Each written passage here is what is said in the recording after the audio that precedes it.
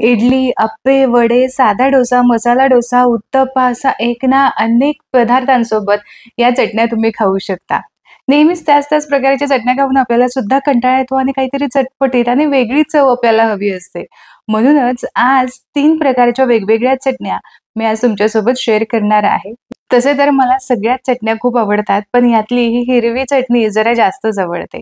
म्हणून आपण पॅनमध्ये थोडंसं तेल घ्यायचं आहे, अगदी अर्धा पळी आणि यामध्ये एक मोठा चमचा भरून घ्यायचा आहे हरभऱ्याची डाळ. ती छान रंग येईपर्यंत आपल्याला परतून घ्यायची आणि मग इतर साहित्य यामध्ये घालायचं आहे. तर 4 ते 5 लसणाच्या पाकळ्या आणि थोडेसा आल्याचे तुकडे सुद्धा घेतले. 2 हिरव्या मिरच्या घेतलेल्या आहेत किंवा मिरच्या तुम्ही तुमच्या तिखटाच्या अंदाजानुसार घेऊ शकता.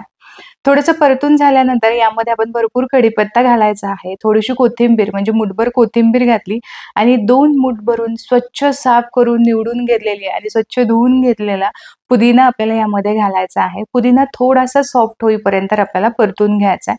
तर बघा असा पूर्णपणे असा पुदिना सॉफ्ट व्हायला हवा आणि मगच यामध्ये आपल्याला ओलं नारळ घालायचं आहे. तर पाववाटी भरून ओल्या नारळाचे काप इथे मी घेतलेले आहेत. हे सुद्धा खूप नाही परतायचे बरं का. साधारण मिनिटभरासाठीच या सगळ्या साहित्यांसोबत आपल्याला परतून घ्यायचे आहेत. आता अशीच जरी चटणी तुम्ही बनवली तरी सुद्धा चालेल.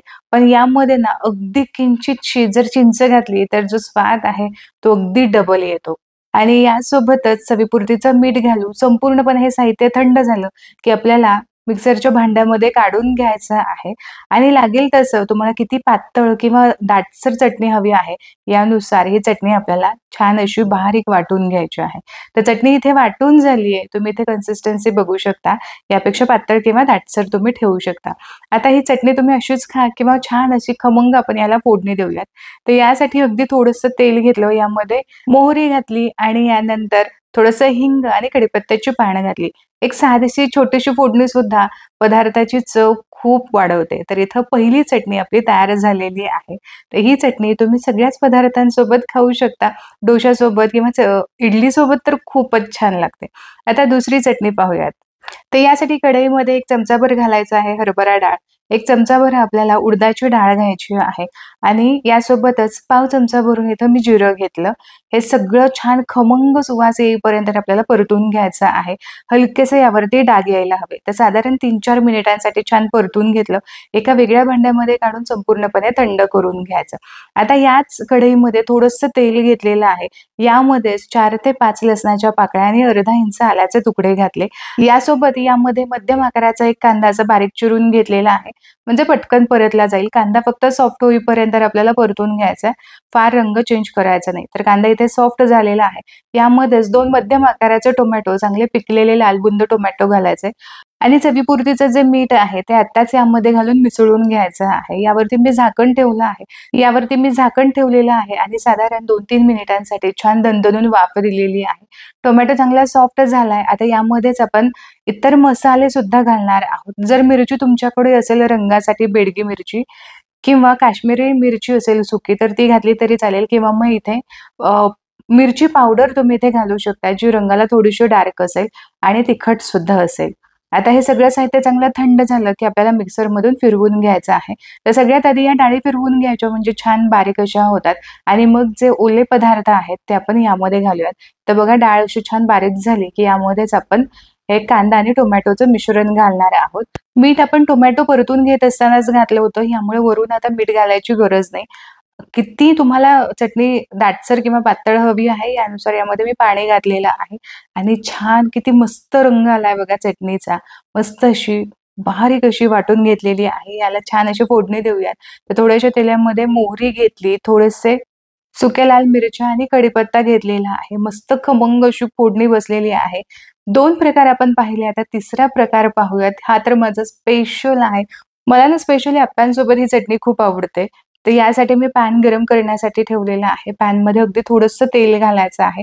या चटण्यांसाठी फार तेलाची गरज पडत नाही. थोड्याशा तेलामध्ये सुद्धा होतं किंवा फोडणी जर हवी असेल तर तेलाऐवजी तुम्ही तुपाची सुद्धा फोडणी देऊ शकता. तर तेल गरम झालं की यामध्ये आपल्याला मोहरी घालायची आहे. मोहरी आपल्याला चांगली तडतडू द्यायची आहे. मोहरी तडतडली, की मगच यामध्ये आपल्याला डाळ घालायची. इथे उडदाची डाळ 1 चमचाभर घेतली. चांगला डार्क रंग येईपर्यंत ही डाळ आपल्याला परतून घ्यायची आहे. डाळ एकदा परतली गेली, की मगच यामध्ये आपल्याला लसूण आणि आलं घालायचं आहे. अगदी थोडंसं आलं घाला किंवा बऱ्याच जणांना चटणीमध्ये आलं आवडत नाही, तर तुम्ही ते स्किप केलं तरीसुद्धा चालेल. चवीपुरतीच्या यामध्ये मिरच्या घालायच्या आहेत आणि यानंतर या मिरच्यांचा, लसणाचा, आल्याचा कच्चेपणा जाईपर्यंत परतून घ्यायचं. आणि मग यामध्ये मूठभर आपल्याला शेंगदाणे घालायचे आहे. ही शेंगदाण्याची चटणी आहे जी चवीला खूप खमंग लागते. बऱ्याचदा असं होतं की चटणी बनवण्यासाठी आपल्याकडे साहित्य नसतं आणि यामुळे आपला बेत सुद्धा फसतो. मग अशा वेळेस तुम्ही ही शेंगदाण्याची चटणी नक्कीच बनवू शकता. आता शेंगदाण्यावरची साल चांगली तडकेपर्यंत या फोडणीमध्ये शेंगदाणे परतून घेतले. यामध्ये अगदी 2 मोठे चमचे भरून आपल्याला डाळवं घ्यायचं आहे आणि याचा सुद्धा स्वाद खूप खमंग येतो. जर डाळवं तुमच्याकडे नसेल, तर सुरुवातीला जी आपण फक्त उडदाचीच डाळ घेतली होती, याऐवजी तुम्ही 2 ते 3 चमचे हरभऱ्याची डाळ फोडणीमध्ये घातली तरी सुद्धा चालेल. पण या डाळव्यामुळे ना खूप छान दाटसरपणा येतो आणि थोड्याशा साहित्यामध्ये सुद्धा भरपूर चटणी तयार होते. तर डाळवं सुद्धा साधारण मिनिटभरासाठी मी चांगलं परतून घेतलं. आणि सगळं साहित्य चांगलं थंड झालं, की मिक्सरच्या भांड्यामध्ये आधी पाणी न घालता आपल्याला हे वाटून घ्यायचं आहे आणि मग थोडं-थोडं करतच यामध्ये पाणी घालायचं. एकदम पाणी घालायचं नाही. नाहीतर आपल्याला हवं तसा पेस्ट याची होत नाही. सुरुवातीला थोडंसं पाववाटीभर पाणी घालायचं आणि मग नंतर आणखीन जसं लागेल तसं पाणी घालायचं. म्हणजे मग छान स्मूथ असं ही चटणी वाटली जाते आणि चवीला सुद्धा ही चटणी खूप छान लागते. तर इथे तुम्ही बघू शकता मस्त अशी पेस्ट तयार झालेली आहे. पण ही थोडीशी आता दाटसर जरी वाटत असली, नंतर आपण यामध्ये पाणी वाढवू शकतो. आता पुन्हा कढई मी इथे चढवलेली आहे. यामध्ये साधारण अर्धा पोळी तेल घालायचं. तर सुरुवातीला आपण चटणी झाल्यानंतर वरून याला खमंग अशी फोडणी दिली होती. आता प्रोसेस थोडीशी वेगळी आहे. तर यामुळेच ही चटणी सुद्धा इतर चटण्यांपेक्षा जरा जास्तच खमंग लागते. तेल गरम झालं की यामध्ये आपण मोहरी घालायची आहे आणि अगदी थोडीशीच जिरं घालायचंय. कारण मगाशी जिरं आपण वापरलं होतं. यामध्येच अगदी अर्धा चमचा भरून हरभऱ्याची डाळ, अर्धा चमचा उडदाची डाळ घालायची. डाळी चांगल्या परतून घ्यायच्यात. नंतर डाळींना चांगला रंग आला, की यामध्ये 4 ते 5 कढीपत्त्याची पानं अशी बारीक तोडून घातलेली आहेत.